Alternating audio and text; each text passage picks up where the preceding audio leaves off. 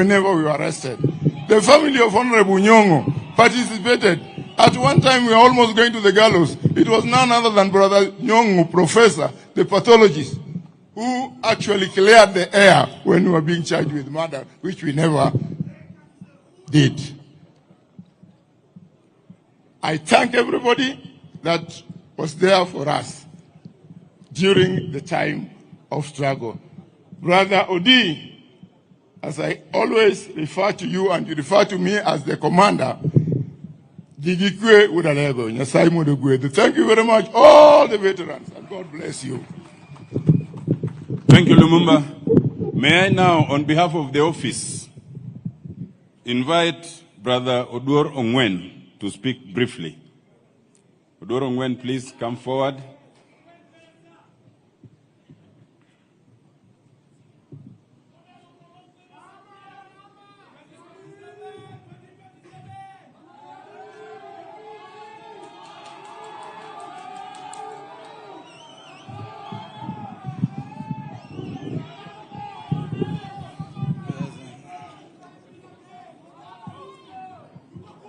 Mama Caro and the family, Your Excellency, the President of the Republic of Kenya, Your Excellency, our party leader, Jacob Raila Amolo Odinga, deferring to all the protocol.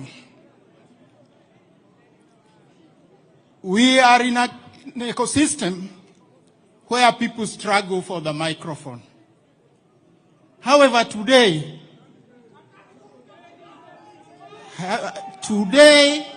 it was very difficult to come and stand behind this microphone because we have lost a legend.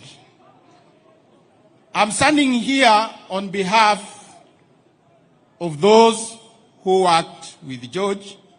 I come from the National Secretariat of the Orange Democratic Movement, where George is, I'm still using the present tense, is staff number 051. So as a family, we are devastated. So before I say 2 words, I want to ask George's colleagues, wherever they are, to stand, starting with Chungwa House. Where are you, the staff from Chungwa House? There they are, led by Mr. Kawino. Capitol Hill. The staff from Capitol Hill, please. Where are you? Here they are. From Joff. Those from Joff. And finally, those from Mama Aida's home. The staff, please. Yeah, thank you. Thank you, thank you. Your Excellency, the person we are sending off was a man of presence. He was always composed, ever aware, but most importantly, equipped with very sharp political instincts. And that is what made him an asset around Jacom. He's one person you can describe as having been very tough, yet also very friendly. George was never overbearing. However, ukifanya fujo, utaona. This is the person we are sending off. But most importantly, very human. At a personal level, I've known George for close to 34 years. From 1991, when I came back from the exile. I won't tell you where and what I was doing in exile. But when I came back, the late Jaramogi invited me to go and see him at Ajip House. Then we missed each other. Later he had to send his driver, who was also called Jaramogi, to take me to Spectre. And it is in that process that we met with George. The rest, as they say, is history. Finally, on occasion like this, people confess if they had your debt or you had their debt. As George goes, he left me with his debt, but which I'm boldly saying I'll not pay. This debt from 4 years ago, George had spotted my dogs, and he wanted a dog. But because of the nature of his work, he took too long, and I gave that dog to somebody else. Later, that dog was keeping security at the airport. So at least when he came back, I told him, no, it's gone, but it's on national duty. He's a public officer. So I promised to give him another dog. Unfortunately, he's going before I gave him that dog. Fare thee well, Ward Seje. Asanteni. Makofi kwa Oduor Ongwen. But join me in telling Oduor Ongwen the following. George is gone, but his family is still here. Oduor Ongwen, give that dog to Karen. Omiye kozoki komie. Omiye kozoki komie. Oduor Ongwen, that dog, give to Karen, not just one, like two, to keep George's very beautiful home.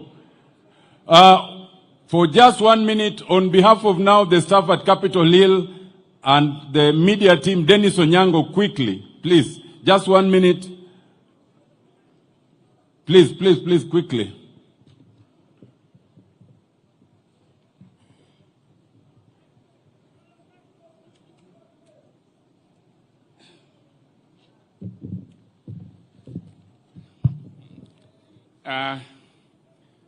To George's immediate family, Karen,